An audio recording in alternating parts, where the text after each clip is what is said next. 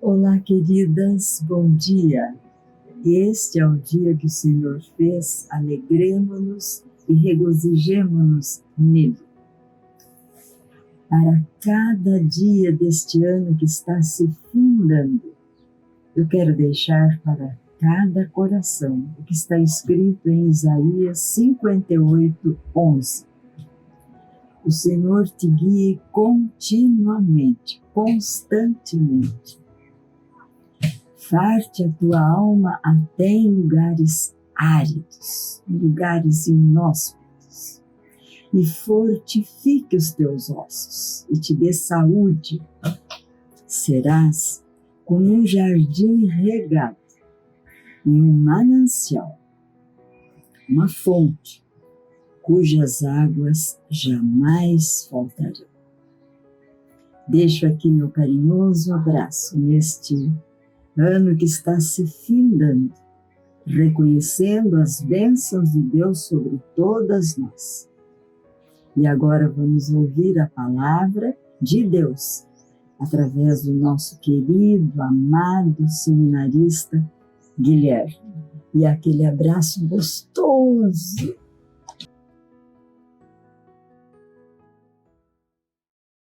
Graça e paz da parte do nosso Senhor e Salvador Jesus Cristo a todas as irmãs do Ministério Mães em Oração. Um ministério importantíssimo para a vida da nossa igreja e que certamente é abençoador para todas as mães. Agradeço à irmã Maria Eni pelo convite e pela confiança de transmitir a palavra de Deus aos vossos corações. Eu quero, antes de compartilhar a mensagem, orar com as irmãs. Oremos. Soberano Deus e eterno Pai, na tua santa presença, nós glorificamos e exaltamos o teu nome pelo privilégio de podermos meditar na tua palavra. Sê conosco, ó Deus, comunicando as tuas verdades eternas ao nosso coração. Do mesmo modo, te agradecemos pela trajetória do Ministério Mães em Oração, que elas continuem fervorosamente orando e intercedendo pelos seus filhos, para que eles sejam servos e servas de Deus, e assim, de geração em geração, o teu nome seja glorificado. Nós oramos na confiança do nome do teu Filho Jesus Cristo. Amém. Queridas irmãs, a palavra que nós iremos meditar está no livro do Apocalipse, capítulo 2, versículos 1 a 7. Assim diz a palavra do Senhor. Ao anjo da igreja em Éfeso escreve: estas coisas diz aquele que conserva na mão direita as 7 estrelas e que anda no meio dos 7 candeeiros de ouro. Conheço as tuas obras, tanto o teu labor como a tua perseverança, e que não podes suportar homens maus, e que puseste à prova os que a si mesmos se declaram apóstolos e não são, e o achastes mentirosos. E tens perseverança, e suportaste provas por causa do meu nome, e não te deixaste esmorecer. Tenho, porém, contra ti que abandonaste o teu primeiro amor. Lembra-te, pois, de onde caíste. Arrependa-te e volta à prática das primeiras obras. Se não, venho a ti e moverei do seu lugar o teu candeeiro, caso não te arrependas. Tens, contudo, a teu favor, que odeias as obras dos nicolaítas, as quais eu também odeio. Quem tem ouvidos, ouça o que o Espírito diz às igrejas. Ao vencedor, dar-lhe-ei que se alimente da árvore da vida, que se encontra no paraíso de Deus.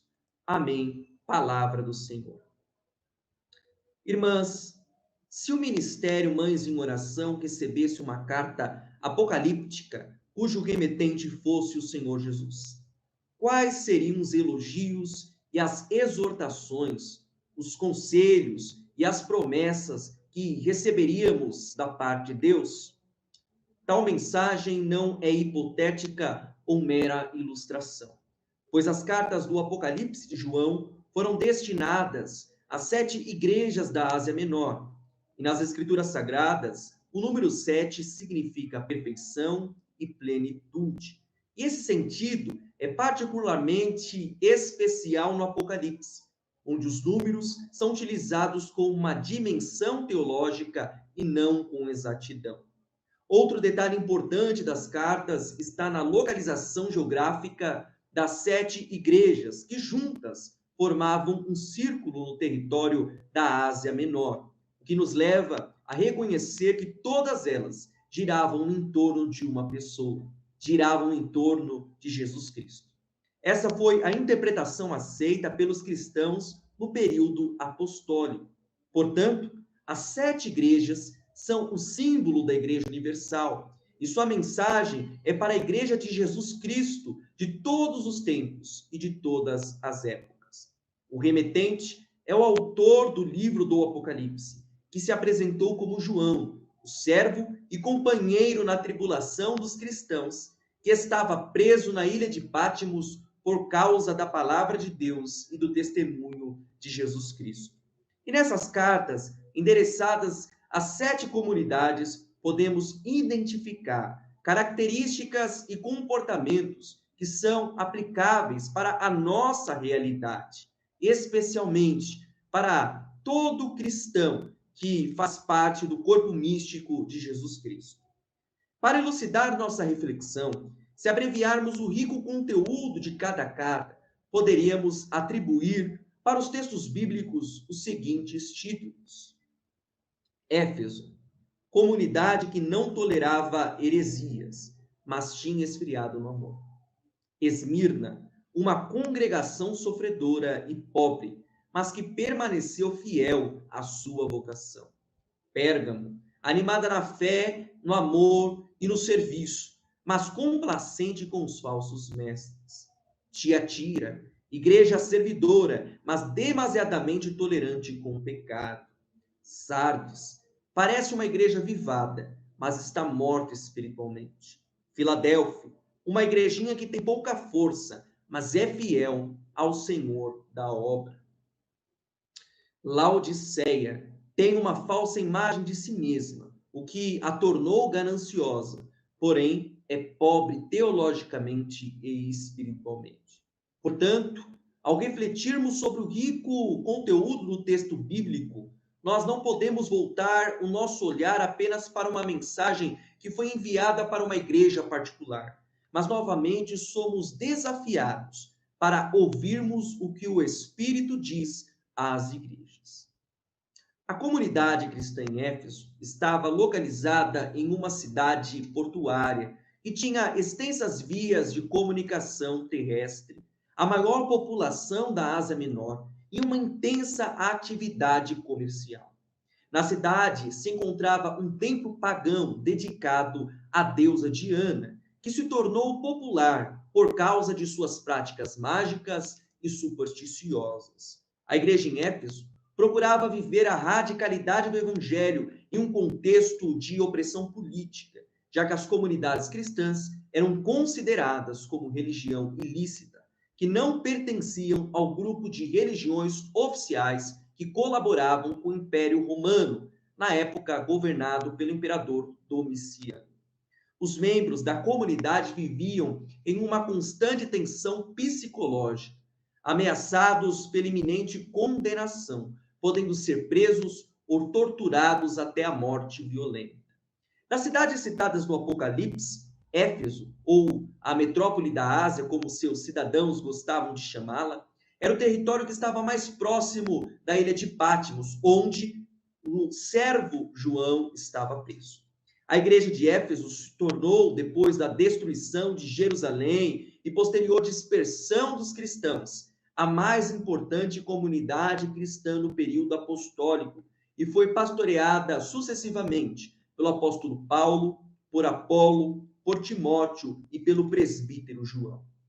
Inácio de Antioquia, que foi bispo em Antioquia, na Síria, entre os anos 68 e 107 da era cristã, e que foi morto em Roma como mártir da fé cristã durante a perseguição do imperador Trajano, escreveu uma carta para os Efésios, na qual ele fez a seguinte consideração: De fato, porém, o mesmo Onésimo exalta a vossa boa disciplina em Deus, dizendo que viveis todos conforme a verdade, e que entre vós não há heresia que chegue a tomar pé. Antes, pelo contrário, a ninguém mais prestais ouvido, a não ser a Jesus Cristo, que fala na verdade.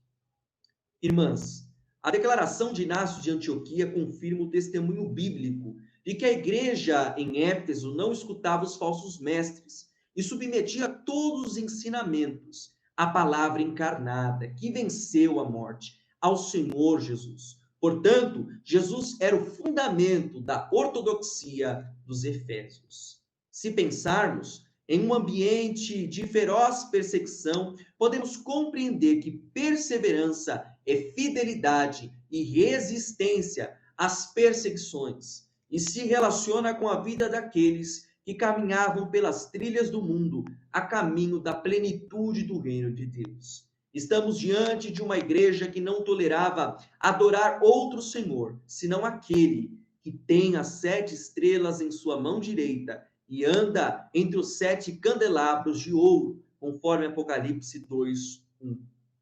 Mas a imagem de uma igreja ideal logo se dissipa e uma séria exortação é inserida na carta. A igreja em Éfeso tinha abandonado o primeiro amor. Esta censura é a fresta através da qual nos é dada a surpreendente possibilidade de intuir sobre a profundidade do amor da Santíssima Trindade para conosco e da necessidade que temos de preservar a chama divina do amor acesa em nossas famílias. Afinal, que amor era esse que foi esquecido e abandonado? Desejo compartilhar convosco alguns desdobramentos do amor exigido pelo Senhor Jesus à comunidade de Éfeso, aplicados à nossa realidade enquanto servos e servas de Deus. Primeiro, precisamos lembrar onde caímos e nos arrependermos. O esquecimento da nossa história pessoal de encontro com Jesus nos conduz ao abandono consciente ou inconsciente do primeiro amor e caracteriza uma doença espiritual presente em muitas comunidades cristãs de nosso tempo.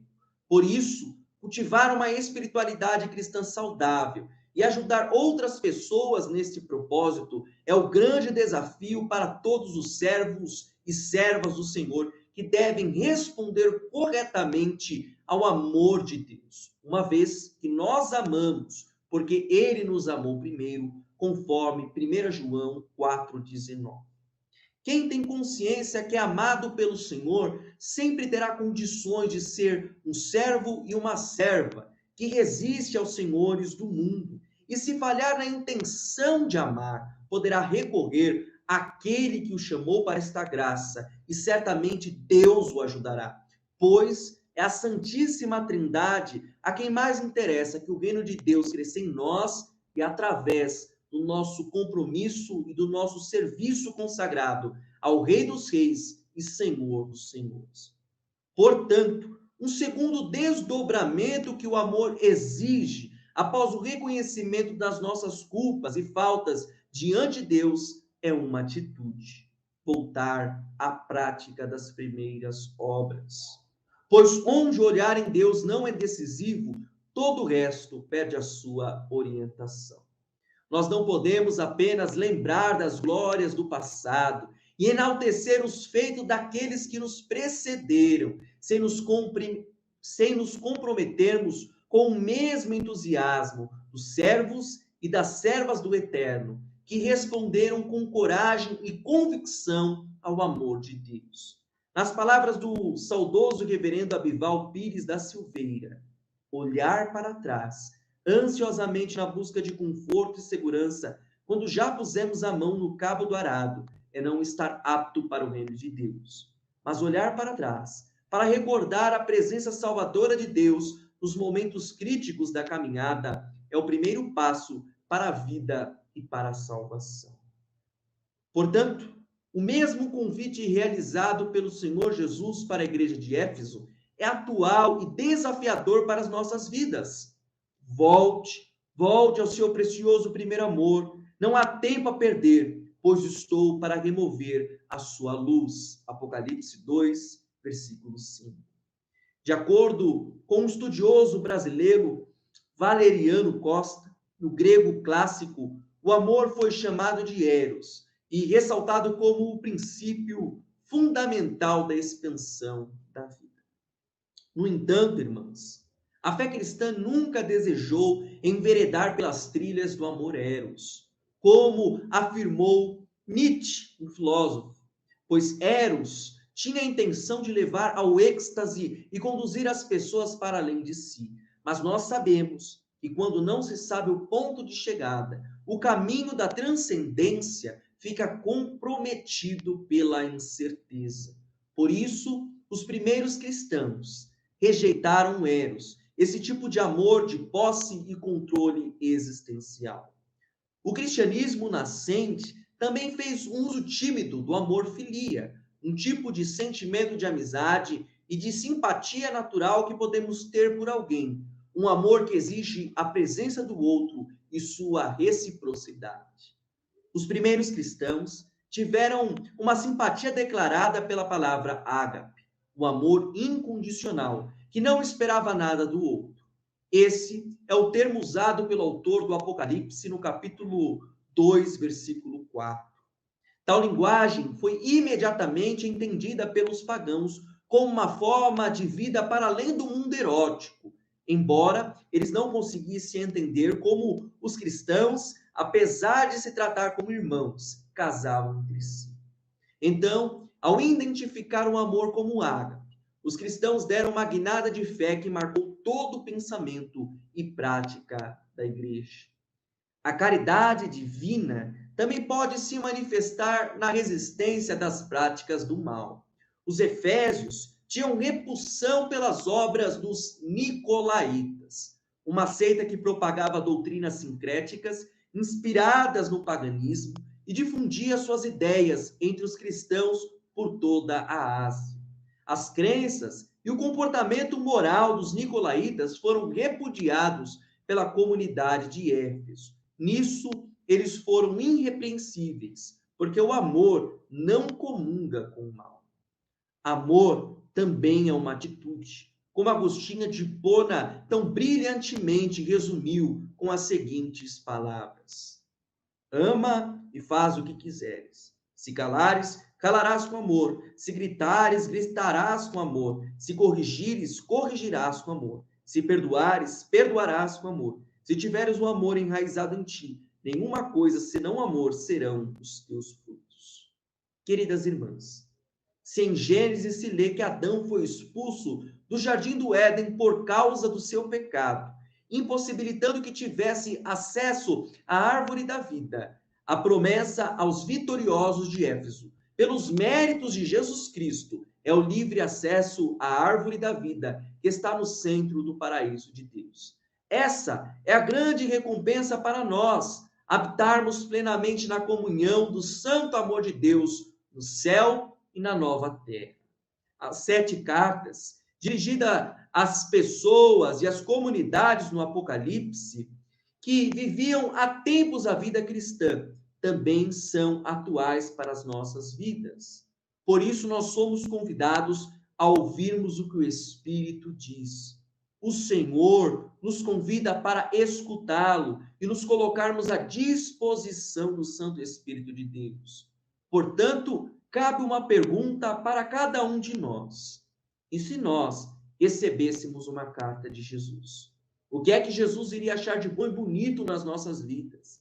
Qual seria a exortação que receberíamos da parte dele?